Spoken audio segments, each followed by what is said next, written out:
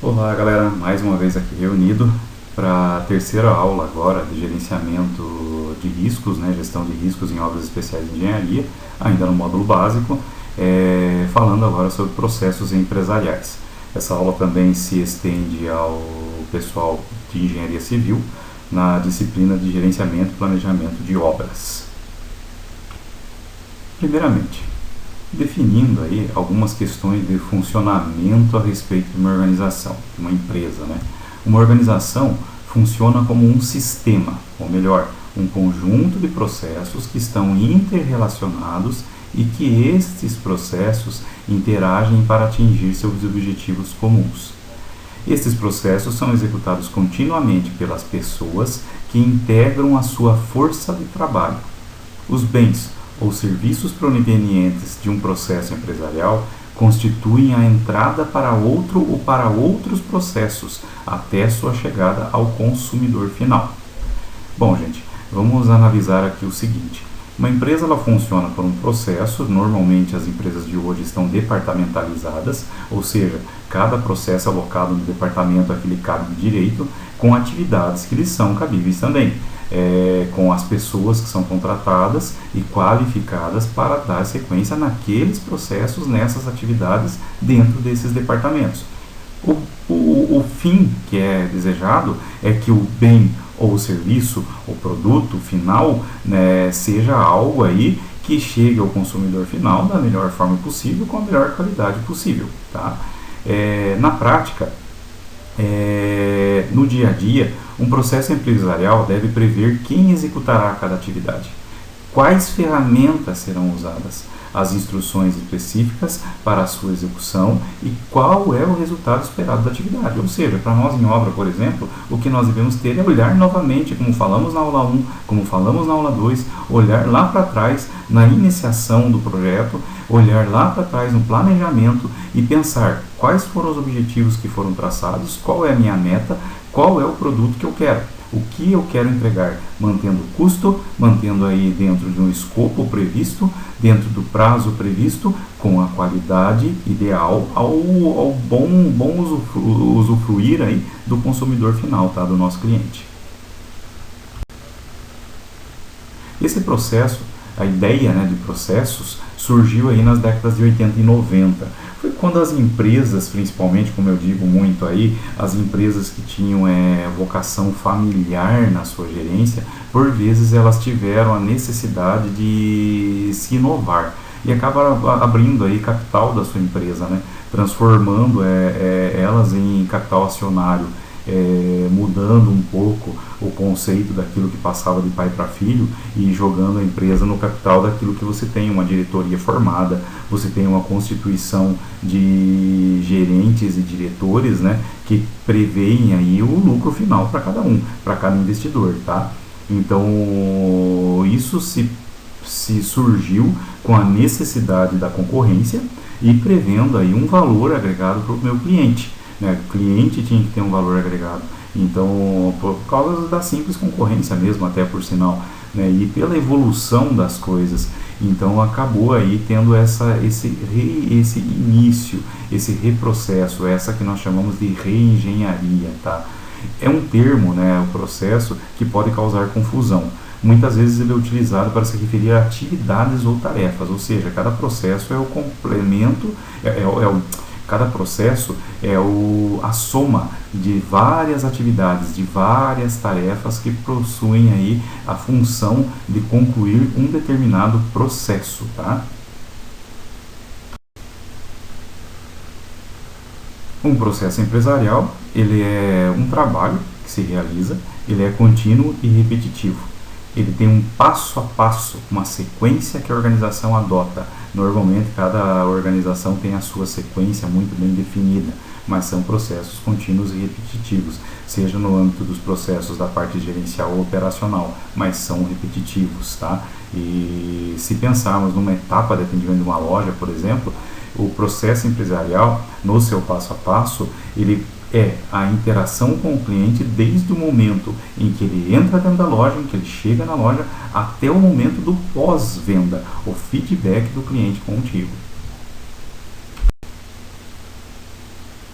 Então, Analisando uma empresa e as forças que fizeram com que essa empresa tomasse uma decisão por alterar aí o seu sistema de trabalho, né? E isso não é exclusivo de Brasil nem nada, gente, só que estamos falando em nível mundial, tá? A nível mundial. Então, a questão das privatizações, a questão da necessidade da responsabilidade social e da sustentabilidade, da responsabilidade ambiental, a capacidade de resposta que essa empresa tinha que dar ao seu cliente, dar ao mercado em geral, devido à concorrência, à velocidade com que a concorrência estava surgindo, a necessidade de novas parcerias para que a gente pudesse melhorar, para que essa empresa pudesse melhorar o seu trabalho, né, interno, inclusive.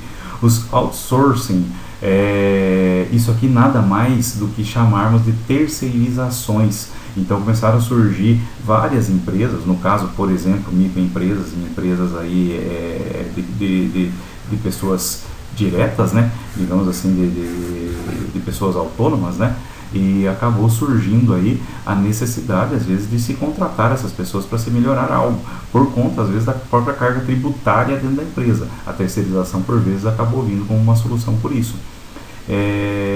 A questão dos requisitos, né, a adaptação e a necessidade de mudar e qualificar a mão de obra que a gente tem dentro da empresa, que a empresa tinha dentro dela. Então, isso veio também como um sinal de readequação dessa empresa, o que fez com que ela mudasse. E por último, logicamente, pensando na globalização. Vamos pensar que todos os países, não só o Brasil, a grande maioria pelo menos, esses países acabaram aí tendo entrada de outros países, né, concorrendo com as suas empresas de mercado nacional. No caso do Brasil, ficou muito nítido isso, como um exemplo que eu citei lá na aula 1, quando o Collor abriu o capital do Brasil, digamos assim, e abriu o direito das empresas de fora entrarem no Brasil e fabricarem automóveis, por exemplo. Então isso foi um sinal de que as outras empresas que eram daqui do Brasil tinham que se adaptar, se adequar à realidade dessa concorrência que veio de fora. A nova empresa tem equipe de alta performance, ela tem uma organização integrada e a empresa é ampliada, ou seja, não estamos mais falando de uma empresa familiar, pai, filho, esposa e parentes ali, né? Não estamos mais falando disso. Existem grandes empresas ainda que continuam com esse conceito, mas porém quase todas as empresas que se negam a entrar em capital aberto, elas estão fadadas à falência, sim. Isso é uma afirmação que nós podemos fazer por observar a velocidade com que o mundo vem evoluindo. Então, a empresa que pensa em ser uma grande empresa, e isso eu não estou falando de empresas de porte pequeno, tá? Algumas empresas aí que são empresas aí de porta dentro da cidade, digamos, serralherias, essas empresas onde eu consigo fazer trabalhos como terceiro, né, como outsourcing, nessas empresas eu consigo pensar aí que de repente por diversos anos ainda a gente vai manter da forma como está.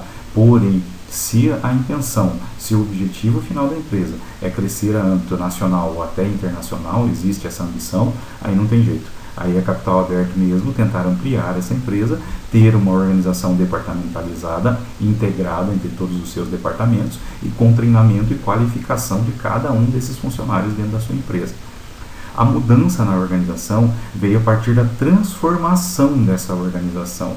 Houve uma necessidade de modelagem do processo empresarial, ou seja, uma adequação, uma exposição dentro da empresa a todos os seus funcionários e uma capacitação desses processos ao bom melhoramento e uma reformulação dos relacionamentos externos. Então, buscou-se aí outros parceiros, buscou-se aí uma outra vertente para tentar uma concorrência maior, melhor e mais lucrativa. E, logicamente, sem esquecer, atendendo o cliente com a melhor qualidade possível. Então, Antônio Cury define da seguinte forma: uma série de tarefas ou etapas que recebem insumos, materiais, informações, pessoas, máquinas, métodos e geram produtos. Produto físico, produto de informação ou produto de serviço, né? Um serviço com valor agregado, usados para fins específicos por seu receptor. Então, essa é a definição de processos para Antônio Cury, para processos empresariais. Está lá no livro Organizações e Métodos. Processo tem a entrada das informações, que são os insumos necessários, como a gente pode ver aí para executar essa casa em madeira aí. Entrou os insumos, prego, madeira, etc. e tal.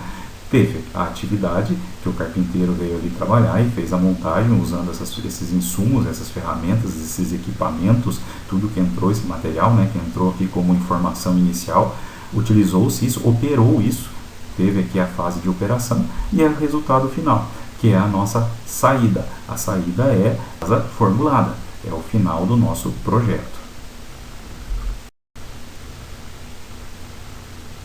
Então, identificando os 3 tipos de processos, segundo Hamler e Bracey.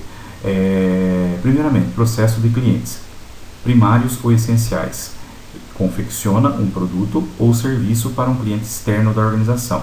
São os processos mais importantes. É o contato direto com o cliente. Eles entregam valor ao cliente diretamente. Às vezes, extrapolam as fronteiras da empresa para poder atender esse cliente. E é a visão completa da cadeia de valor. Então pense que o processo do cliente é tudo aquilo que interessa ao cliente. Interessou realmente ao cliente, esse é o processo que a gente chama de processo de cliente. É um primário, é essencial. Então o cliente tem interesse direto nesse processo. Nos processos administrativos, poderíamos chamá-los de apoio de suporte. Fabricam produtos que são invisíveis para clientes externos, porém, são essenciais ao gerenciamento efetivo dos nossos negócios, ao gerenciamento da empresa. São formalmente estabelecidos. Contratos, por exemplo, suportam os processos primários. Eu vou atrás para gerar insumo, vou atrás do fornecedor, vou atrás dos orçamentos, vou atrás de diversas coisas para poder sustentar o processo. Pago luz, pago água, eu preciso disso para poder ter condições de executar o processo para a entrega do produto do cliente. Não tem contato direto com o cliente nem vê isso, ele não enxerga isso. E não entregam valor ao cliente diretamente, mas sim ao processo de fabricação, ao produto do cliente. Sem ele não se fabrica. Então entendamos aqui da seguinte forma: tudo aquilo que não interessa ao cliente, porém interessa ao produto do cliente, isso são processos administrativos. Os processos de gerenciamento, chamamos de gerenciais ou de gestão, incluem as decisões que os gerentes devem tomar para apoiar os processos e execução do projeto. Também são formalmente estabelecidos. Cronogramas, fluxogramas, organogramas, planilhas, orçamentos em si também, tudo aqui são formalmente estabelecidos. Coordenam as atividades dos processos primários e de suporte. Estou olhando a coordenação dos dois lá. Estou olhando o operacional e estou olhando o administrativo. Buscam a eficácia e a eficiência da empresa. Medem monitoramento e controlam. Ou seja, aqui eu crio todas as minhas ferramentas para poder aí controlar tanto as pessoas no operacional, quanto no gerencial, quanto nas vendas, né, naquilo que for tangente ao meu processo cliente, ao meu processo administrativo. Eu monitoro isso. E não entrego valor ao cliente diretamente também. Porém, sem esses não existem os processos de suporte administrativos e não existe o processo do cliente. Então, são extremamente necessários e talvez seja um dos mais importantes processos dentro da gestão do processo geral, que é a entrega do projeto ao meu cliente, né? Seja o projeto casa, projeto de incorporação do loteamento, projeto edifício, projeto barracão comercial, projeto supermercado, não sei, mas ele é que faz o gerenciamento de todos os outros processos. Então, diferença entre gerenciamento de processos e gerenciamento por processos. Nesse caso, nós temos uma preposição aqui, de, né, que faz a diferença. Mas não faremos uma discussão sobre o significado, sobre a semântica. O emprego de cada uma delas esclarece a abrangência do substantivo gerenciamento. Gerenciamento de processos. Tornou uma prática conhecida como a melhoria contínua dos processos. melhoria contínua dos processos, gerenciamento de processos. Gerenciamento por processos é a prática da análise, da modelagem, ou seja, da transformação, da moldagem desses processos para atender o cliente e a implementação desses processos de negócio, mudando a estrutura da organização. Processos, atividades e tarefas. Então nós temos aqui o processo macro, dividido em atividades e essas, por sua vez, divididas entre tarefas. Tarefas cumprem a atividade, a soma de atividades cumprem o processo. Na metodologia que utilizamos, o processo se divide em atividades e estas em... Então, alguns exemplos de processos. Processo: elaboração do cronograma da obra. Processo de gerenciamento. Então, o cronograma da obra, nós falamos aí que é uma das ferramentas de controle, de monitoramento. Então, ela pertence ao gerenciamento. Processo entrega de apartamento ao cliente. Estou entregando a chave lá para o meu cliente, tá? É um processo do cliente, interessa diretamente ao cliente. Então, é um processo dele, tem a participação dele. Processo: execução de alvenaria com tijolo cerâmico. Estou executando a obra lá, então estou na parte operacional. Opa, que processo é esse? É um processo de gerenciamento. Eu tenho um engenheiro lá na obra, eu tenho um gestor de projetos que está cuidando dessa fase que chama-se no ciclo de projeto execução, que está lá nos 60%, que compromete a vida do meu projeto como um todo. Então isso é um processo de gerenciamento. Processo: elaboração do contas a pagar. Vou pagar as minhas contas lá. Vou pagar meu papel higiênico, vou pagar meu copinho de café, vou pagar meu palitinho de dente, vou pagar meu guardanapo, vou pagar minha água, minha luz, vou pagar aí o papel sulfite, né? Então isso é um processo administrativo. Meu cliente não está nem aí se eu tenho esse dinheiro para pagar ali, o que ele quer é a obra dele.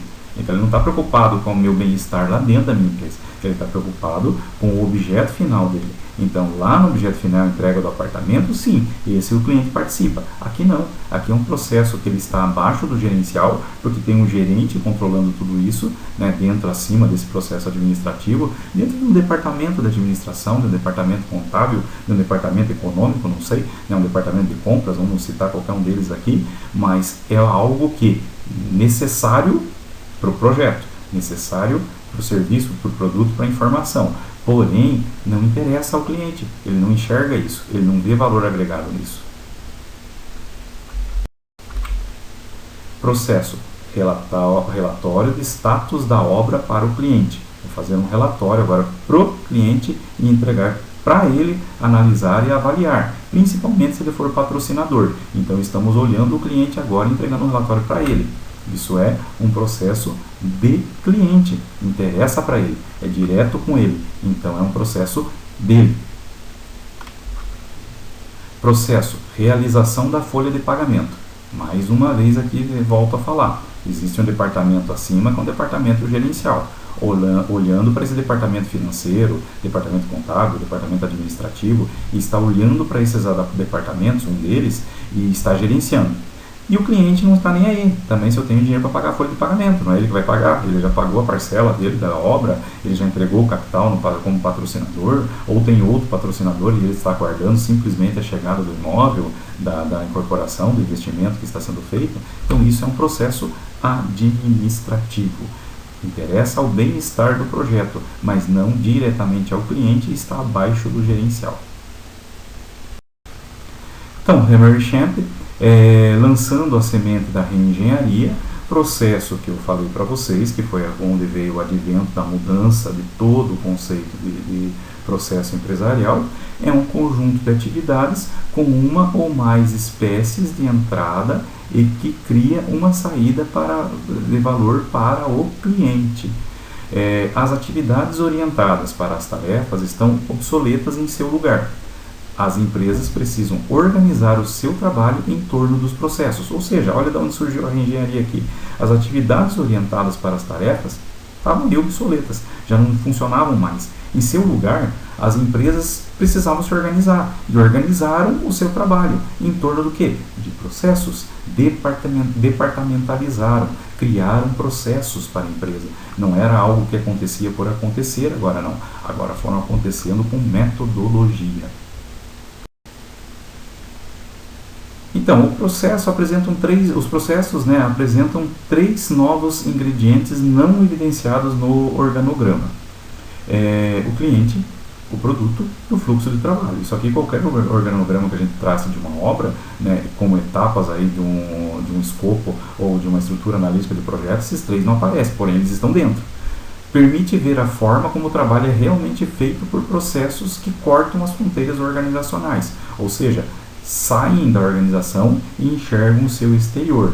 Mostra os relacionamentos internos entre cliente e fornecedor, por meio dos quais são produzidos produtos e serviços. Ou seja, aqui aparece o seguinte: nós temos clientes internos e clientes externos. Nós temos fornecedores internos e fornecedores externos, para que o produto, no final, ou o serviço, tenha a sua melhor fabricação, ou intenção, ou entrega possível, com qualidade. As maiores oportunidades de melhoria de desempenho das empresas estão nas interfaces funcionais, naqueles pontos onde o bastão é passado de uma área funcional para outra. Um processo, por vezes, dentro de um departamento, ele acaba, porém, ele dá um startup, ele dá um início para um novo processo dentro de outro departamento.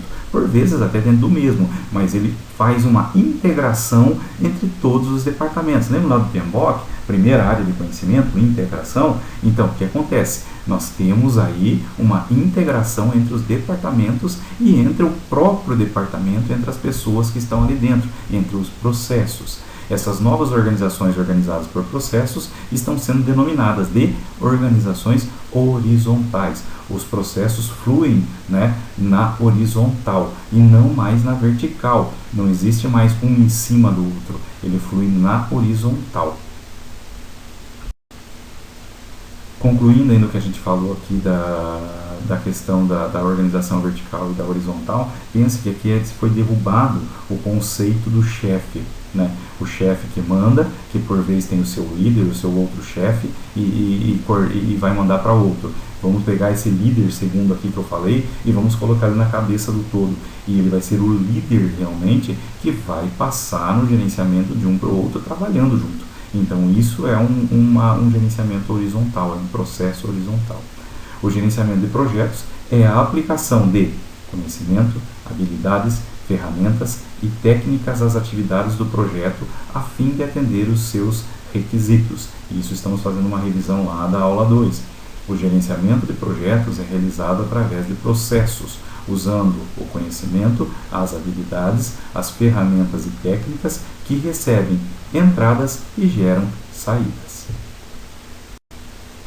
Então, voltando aqui pensando no PMBOK agora, conforme o PMBOK, identifica e descreve 5 grupos de processos e gerenciamento de processos necessários para qualquer projeto.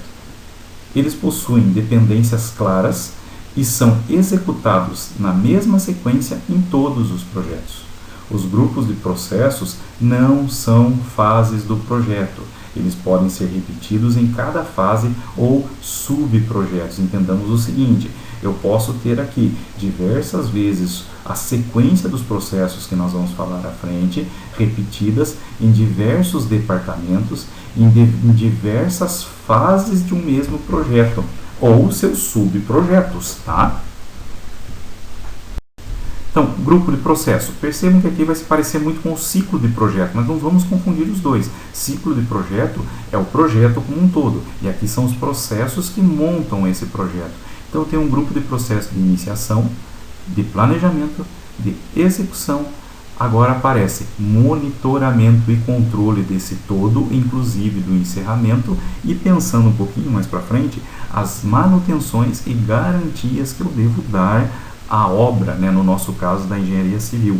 Então eu tenho iniciação, planejamento, execução, monitoramento, controle e encerramento. Vou ter a manutenção da minha obra, né, do meu objeto que veio a partir da definição do projeto obra. Os processos aí, eles seguiram em torno daquilo que é o objetivo dele, em torno daquilo que ele veio para produzir. Então, em geral, a saída de um processo é a entrada para outro. Aquilo que eu falei para vocês, um processo está ligado com o outro. Então, por vezes, eu tenho aí uma saída de um processo sendo a entrada do outro processo. Então, a informação de saída de um processo vai ser a informação de entrada do outro processo. Os requisitos de saída de um processo podem ser os requisitos de entrada dos outros processos. São atividades que se sobrepõem, ocorrem em diversos níveis de intensidade durante todo o projeto. Se tiver dividido em fase, os grupos de processos vão interagir aí dentro de uma fase do projeto e também atravessar por várias fases desse mesmo projeto. Vamos dar um exemplo. O exemplo é aquisição de materiais para a obra. Então vamos lá. Qual é o objetivo desse processo? Aquisição de materiais para obra. Compra. Tá? Compra de material. Então, comprar os materiais que são solicitados pelas obras. Vamos imaginar que tem um departamento dentro de uma construtora olhando várias obras que eles estão atendendo. Então, comprar os materiais que são solicitados pelas obras, atendendo às especificações, atendendo aquilo que é necessário, dentro das características de cada obra e dos requisitos informados por essas obras. Com a melhor qualidade, ao menor prazo e com o menor custo possível. Sonho de todo mundo, né? Atender com a maior qualidade no menor prazo possível. Foi tudo rápido e o menor custo possível. Ainda paguei barato, né? O dono do processo. O dono desse processo vai ser quem está lá no departamento de compras, nesse caso aqui. O chefe do departamento de compras, o líder do departamento de compras, o gerente do departamento de compras, tá? As atividades desse processo. Primeiramente, primeira atividade. Recebe as solicitações de compra de materiais das obras. Segunda atividade, analisa e define quais são esses materiais que vão ser comprados. Terceira atividade, seleção dos fornecedores para consulta. Tem que saber com quem eu vou comprar, então eu tenho que ter uma carteira aqui de fornecedores. Solicita para esses fornecedores as propostas deles. Então essa é a atividade 4. 5. Analisa as propostas. Chegou as propostas, vou analisar elas, vejo qual é a melhor. Vou para 6, efetiva a compra. Então, efetivação da compra. Efetivou a compra, maravilha, agora os caras têm que entregar, está feita a compra. Negociei pagamento, negociei tudo. Então, 7, vai fazer o acompanhamento da entrega dos materiais. E, monitoramento e controle aqui, tá? 8, análise e relatório de desempenho do fornecedor. Então, olhando para esse projeto e numa distribuição como todo esse processo, né, numa distribuição como um todo, nós temos o seguinte. As obras solicitaram aí a reposição do produto, né? Então, nós temos o solicitante, ele deu o dado de informação aqui, que são os dados da solicitação. Passamos aí para analisar o pedido, né? Recebemos essa mensagem, vamos pegar o resultado dessa análise e continuar a compra. Se não funcionou, eu vou informar o cancelamento lá para a obra, e eles vão ter que reformular isso. Então, vou dando continuidade à compra. Ou não, depende da análise que eu vou fazer do pedido lá, solicitação de materiais. Feito isso, continua a compra? Beleza, né? Analisei, tá ok, podemos comprar, então ótimo. Vou realizar agora um orçamento, que isso vai estar direto com o meu fornecedor externo. Peguei todos esses orçamentos, todas as propostas, vou consolidar os orçamentos. Isso para mim é uma planilha comparativa de preços que eu vou fazer. Geralmente a gente utiliza aí alguns meios de média e mediana, mas a gente também vai ver num outro capítulo à parte aí, uma outra aula à parte, falando sobre como analisar aí o orçamento, tá? Feito isso, vou aprovar ou não a compra, né? Mas vou aprovar a compra aqui no caso. Se não aprovou, volto e vou fazer um ajuste do orçamento. Se aprovou, dou continuidade e vou para frente. Aprovei a compra, ótimo. Então esse foi o resultado da aprovação. Se cancelou, comunico o cancelamento, né? Comunico o meu fornecedor e o porquê. Vou adequar orçamento, vou fazer o que for, vou buscar outro fornecedor, mas comunico. Comunico a obra, comunico a gerência. Está aprovado? Vou continuar. Continuou. Aprovado? Vou agora então cadastrar essa compra. tá? Vou cadastrar o fornecedor, vou pegar todos os dados dele, vou realizar a compra, vou fazer uma ordem de compra e enviar essa confirmação de compra. Enviei, aí vou lá para ver que tipo de compra eu vou fazer. Enviei, foi para frente. Como vai funcionar isso aqui agora? Vou ver qual é o produto, né? Decidi fazer a compra, vou receber então agora os materiais. O meu fornecedor vai estar aí me mandando esses materiais. E finalizo a minha. Finalizei a compra, agora vou receber o serviço. Vou fazer a manutenção e dar o acompanhamento, olhando para a obra, verificando como que foi e avaliando como foi a entrega, né? Como procedeu essa entrega, na questão de que tipo de material foi entregue, está dentro dos requisitos, é o material que se pediu, qual a qualidade, o prazo que o fornecedor atendeu, o custo que o fornecedor atendeu, entregou com a nota fiscal, não entrou, a ordem de compra foi junto, foi, não foi, como funcionou essa entrega. Faz-se monitoramento e avalia-se, aí faz uma avaliação do fornecedor externo. Então nós temos aqui, para o processo de aquisição de materiais para a obra, as entradas foram solicitação dos materiais enviados pelas obras, as respostas dos fornecedores, que são as propostas que os fornecedores enviaram, e as avaliações dos clientes que eu fiz lá no final. Avaliou os meus clientes, aí avaliaram os meus fornecedores. O produto, o fornecimento dos materiais solicitados. Esse é o produto, né? Forneceu o material. Então o material é o meu produto final. Quem são os fornecedores do processo? Internos. Quem é que está me informando aí as requisições de materiais e as avaliações aí dos meus fornecedores? As obras. Então esse é meu cliente interno. Os meus fornecedores de material externos são os, me perdoe, as obras são meus fornecedores internos, fornecedores de informações. E os meus fornecedores de materiais externos, esses também são meus fornecedores, porém externos, lógico, né? Meu cliente são as obras internas a quem eu estou entregando o material, tá? Corrigindo um pouco aqui do que eu falei no slide anterior. Quem eu estou entregando o produto final aqui a partir da efetivação da compra é a obra. Então eles são os meus clientes internos. Na característica anterior ele é fornecedor interno porque é ele que me fornece os dados do pedido e me fornece aí as avaliações. E são aqui também clientes internos, outros departamentos envolvidos, departamento financeiro, departamento gerencial, departamento contábil, né? Todo mundo vai estar aqui como cliente interno a partir do momento que eu estiver fornecendo as documentações necessárias para dar andamento nessa compra e nos pagamentos de tudo isso. Então, nós temos aqui os requisitos, né, que são as entradas, quais são as informações, quais são as necessidades. Entrou, vou para o processo. O processo tem suas atividades, fases e atividades, né, essas atividades e tarefas. Vou gerar a saída e novos requisitos para a saída.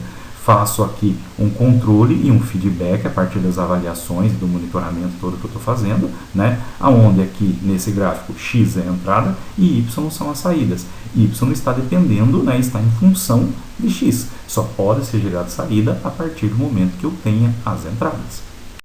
Bom, pessoal, essa aula foi para entender um pouco mais sobre processos empresariais. Espero também ter ajudado e que vocês tenham compreendido. Novamente os meus contatos, como já dito, todas as dúvidas podem ser tiradas por qualquer um desses canais de comunicação. Críticas, sugestões estão aqui também. Existe a página do Engenharia e Cursos Online. Quem está fazendo o curso de gestão de riscos aí já está aí dentro. Pessoal da Oeste que está assistindo a aula e também quiser realizar um desses cursos com certificação pelo site, certificado simples, né, de acordo com a necessidade da sua instituição, né, mas nós fornecemos. Vai haver uma atualização aí das capas dos livros e do miolo dos livros também, ou seja, do conteúdo deles, devido a um salão que nós vamos ter aí dos livros ao qual eu, Erickson, vou participar como escritor. Então, quem quiser, entra aí. Dá um like aí embaixo para mim também no YouTube, né? Dá um positivinho aí, dá um curtir, joinha aí para mim. Entrando na minha página também, se puder curtir, puder compartilhar, isso ajuda a gente a manter aí o nosso trabalho, tá? Obrigado a todos, boa semana de aulas aí e vamos dar continuidade ao curso, partindo para a aula 3 na sequência. Obrigado, um abraço a todos.